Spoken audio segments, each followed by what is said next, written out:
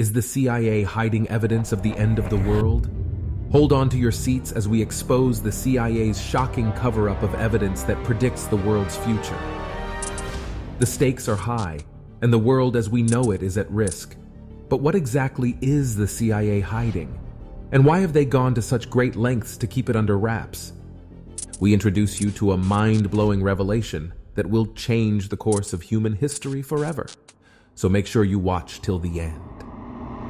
In 1966, renowned scientist Dr. Chan Thomas penned a manuscript that could alter the fate of humanity. However, the CIA classified the document, and it remained hidden from the public eye for over 6 decades. Only recently has the CIA declassified the manuscript. Even with that, they released only 57 pages of the original 284-page document, claiming that the rest of the manuscript could be very dangerous for public consumption. So, what exactly is in the manuscript's content that is so perilous? Dr. Thomas's work predicts a cataclysmic event that predicts the world's end as we know it. The cause of this disaster is a shift in the Earth's poles, which occurs cyclically, wiping out almost all human life at regular intervals. Thomas presents compelling evidence to support this theory, arguing that we are the 6th advanced civilization to evolve on Earth. But as we delve deeper into the past, it becomes increasingly difficult to determine the number of cultures that inhabited our planet. Thomas is not alone in his predictions, as other scientists have also published similar theories. For example, in 1958, Charles Hapgood published The Earth's Shifting Crust, which discussed the Earth's crustal displacement hypothesis. Initially dismissed as pseudoscience, Hapgood's theory gained support from Albert Einstein, who wrote forewords for 2 of his books. Charles Hapgood was determined to unlock the secrets of our planet, and now we know he was right. The continents once believed to be stationary drift apart and collide together over and over again, shaping the world as we know it. For example, Pangaea was the supercontinent that broke apart to form today's land masses. But before Pangaea, there was Gondwana, and before Gondwana, there was Pannotia. The list goes on and on. Hapgood released a groundbreaking book called The Path of the Pole. In it, he suggested that the Earth's poles are constantly moving. And he was right. But his most controversial theory was that a pole shift occurred around 9600 BC, which would have dramatically altered the landscape of Antarctica. The Piri Reis map, an ancient map that baffled scientists for centuries, shows Antarctica long before it was officially discovered. According to Hapgood, an advanced civilization mapped the continent thousands of years ago before it was covered in ice. This theory is still debated today, but Hapgood's impact on our understanding of the Earth's history is not denied. But there is another theory put forth by Dr. Chan Thomas in his book, The Adam and Eve Story. He suggests that the shift in the Earth's poles happens in less than a day. The wind attacks, shredding everything in supersonic bombardment.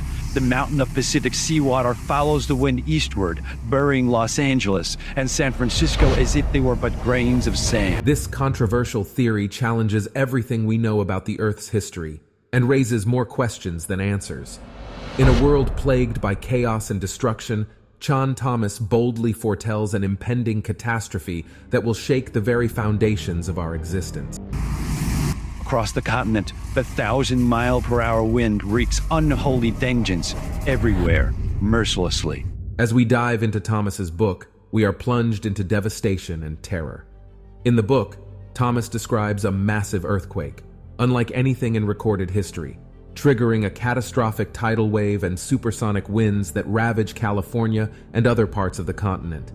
He mentions that earthquakes are accompanied by very violent winds never seen before in this generation. But what causes such violent winds, you may ask?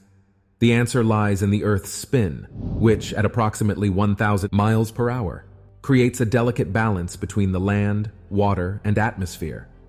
Yet when the pole shift occurs, the land masses suddenly halt while the air and water spin, leading to a cataclysmic chain of events. Imagine being in a car traveling at 1,000 miles per hour, only to stop suddenly.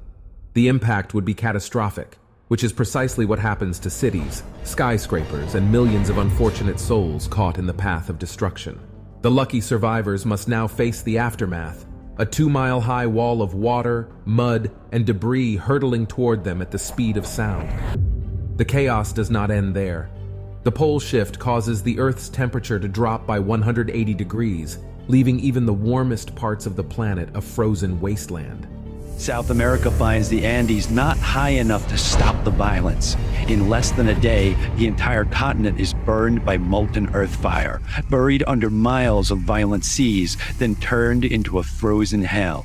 Everything freezes: man, beast, plant, and mud in less than 4 hours.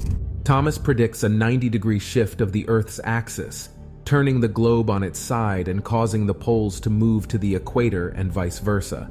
The Bay of Bengal Basin just east of India is now at the North Pole. The Pacific Ocean just west of Peru is at the South Pole. Greenland and Antarctica, now rotating equatorially, emerge with verdant tropical foliage. The Adam and Eve video. Oh yeah, the Chan Thomas thing. Jesus Christ. That's an interesting one. And Is that how much of that is agreed upon? Dr. Thomas's book may seem like a work of fiction, but he provides irrefutable evidence that this cataclysmic event has occurred before and will happen again. Flood myths from every culture around the world serve as a testament to the Earth's tumultuous past. The world has always been awash with tales of great floods, each culture with its own deluge myth. Abrahamic religions speak of Noah's flood, while the Mayans recount the Huracan flood, from which the word hurricane is derived. Ancient Hawaiians tell of the New Flood, and the Sumerians immortalized a surge in the Epic of Gilgamesh. Flood myths abound in Europe, Asia, Pacific Islanders, and native tribes of America, each one a testament to a cleansing deluge that swept away old civilizations and made way for new beginnings. Now, are all these tremendous historic floods just a coincidence, or the actual historical representation of what happened?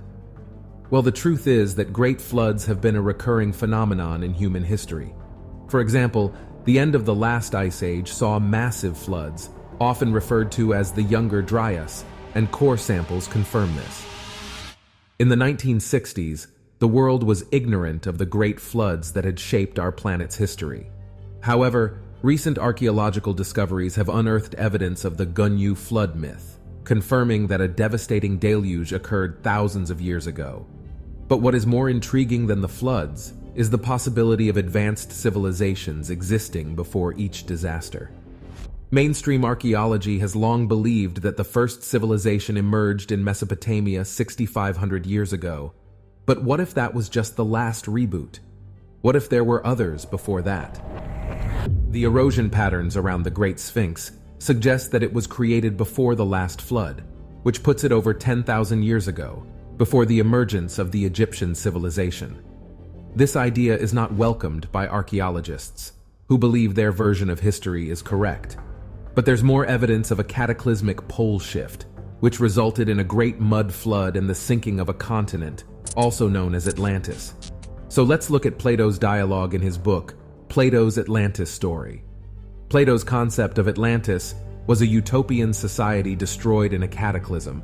Although Atlantis is considered a mythical land until definitive proof is found, some geological features are compelling. For example, the Richat structure, also called the Eye of the Sahara in northwest Africa, is about the right size and shape for Atlantis. But the debate continues among Atlantis believers, whether it's an artificial or natural structure. However, what is undeniable is the evidence of large ripples in the landscape all over the planet caused by water. These ripples, which are about 50 feet high, the size of a 5-story building, are a testament to the power of the floods that once ravaged our planet. There's so many things, like the where the water flows to the south, where there's clear evidence of water erosion that took place after the volcano. There's so much that points to that possibly being Atlantis. Amidst the ruins of a lost world lies a secret that could shatter our perception of history. On the opposite side of the world lies the enigmatic land of Mu, a vast and advanced civilization that spanned the Pacific from Hawaii to Japan. The story of Mu is a tale of epic proportions, filled with ancient texts and legends translated by scholars such as Augustus Le Plongeon, and James Churchward. But amidst the myths and legends lies a startling truth. Mu was destroyed in a cataclysm over 11,500 years ago.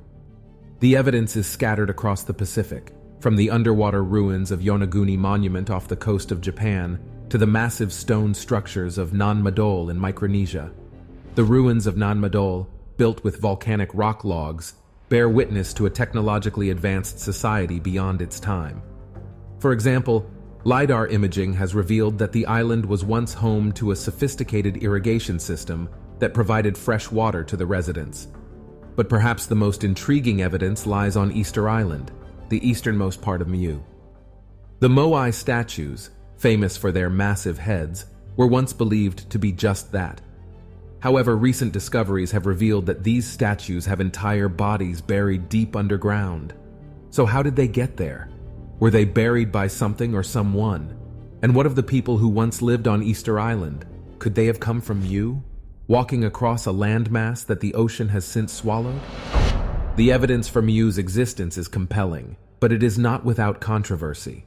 Some argue that the similarities between Polynesian and ancient Greek, Egyptian, and Indian cultures suggest a common origin, while others dismiss such claims as mere coincidence. But amidst the debate lies a more profound question. Could Mu's cataclysmic fate be a warning of what is to come? Dr. Chan Thomas lays out a chilling theory of a cyclical cataclysm that could wipe out humanity. His research suggests that a seismic event could cause the layer beneath the Earth's crust to turn from solid to liquid, causing the land masses to slide freely and throwing the Earth off its axis. The Adam and Eve story may seem simple, but there's much more to it. And if you're daring enough to delve into the entire book, the links are below. But be warned, what you're about to read may make you question everything you thought you knew. So should you panic? Well, let's start by clearing up some misconceptions. Some claim that Dr. Chan Thomas, the author of this explosive book, is a made-up name, but this is far from the truth. Dr. Thomas was a real person, born in Missouri in 1920 and passed away in 1998. He was a family man, an electrical engineer who even worked for McDonnell Douglas, and he appeared as a UFO expert in a documentary. He had many talents and interests, writing books on ESP, UFOs, and even natural childbirth. But despite his accomplishments, he was also known to be highly eccentric. Some may argue that the CIA's release of only 57 pages of the original 284-page book indicates that some pages are missing. However, the original book was only 57 pages, and the missing pages were simply blank, and the original book proves this. So if the CIA document was the entire document, why was the book classified? That's a mystery. The classified documents included the book, an inner office memo, and a snipped article from People magazine.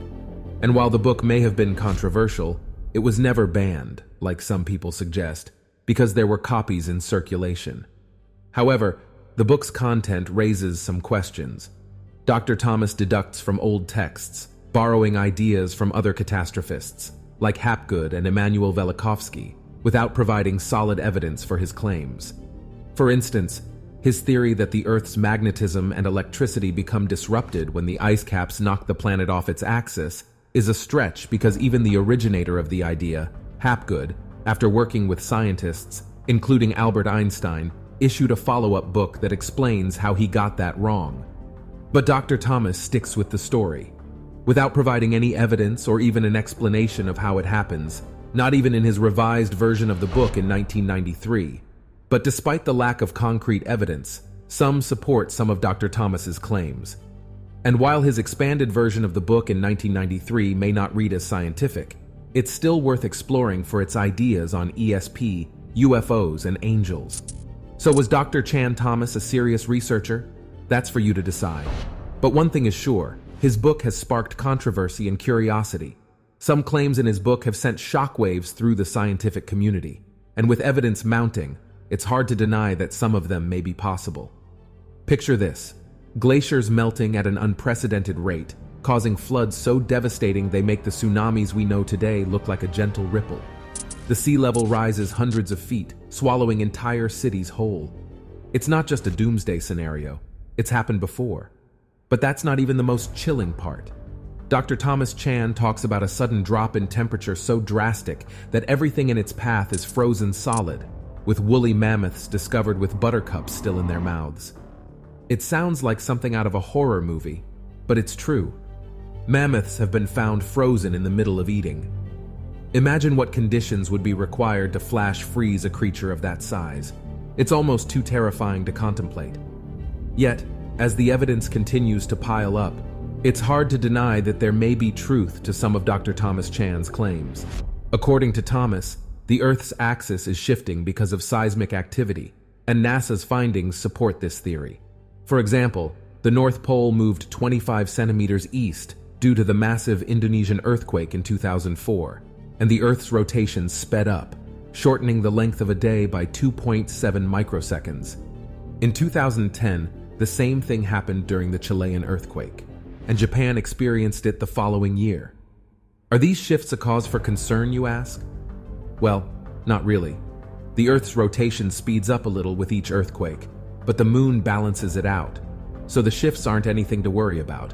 However, there is a significant concern that we should all be aware of: the shifting magnetic poles. So what's the science behind this complete reversal of the magnetic poles? You know, two things right now is that the pole is moving. So it's off. I think it's off even the South Pole might be off of Antarctica at this point, like the magnetic south.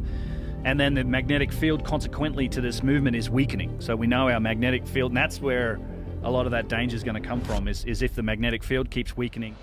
The Earth's poles flip-flop. Geologically speaking, it happens a lot. It has happened hundreds of times, with an average of 300,000 years between shifts. But we haven't shifted in almost 800,000 years, making us overdue. The poles are constantly moving, and the North Pole was drifting about 9 miles per year in the early 1990s. However, this speed has steadily increased, and it's currently drifting at almost 40 miles per year. In addition, GPS is now being updated every 6 months due to this speed, from it being previously updated every 5 years. These are all signs that a shift could be on the horizon. So, what does this mean for us? Life will go on. Animals that navigate using geomagnetism will be confused for a generation or two, but they'll figure it out eventually. The geologic record shows no significant die-offs during pole shifts, and our species has lived through a few transformations over the past 3 million years. However, our ancestors didn't have satellites, GPS, or planes, and much of our technology will go haywire. But code can be rewritten, and software can be patched. The real danger lies in the time leading up to a pole shift. The Earth's magnetic field gets tangled up and significantly weakened, leaving us vulnerable to solar activity. Solar winds, storms, and coronal mass ejections could cause significant damage without our magnetic field protecting us. Satellites will get fried, and rates of cancer will increase dramatically. The most significant danger, however, is posed to our power grids. High levels of solar activity could knock out all electricity on Earth for days or weeks, maybe even months in some places. Civil unrest is a massive understatement. Dr. Chan Thomas's book, The Adam and Eve Story, was dismissed as pseudoscience when it was first published. However, many of his claims have been proven true in the 50 or so years since its publication. In some cases, the difference between pseudoscience and natural science is time. If just a fraction of Dr. Thomas's predictions come true, our time is running out.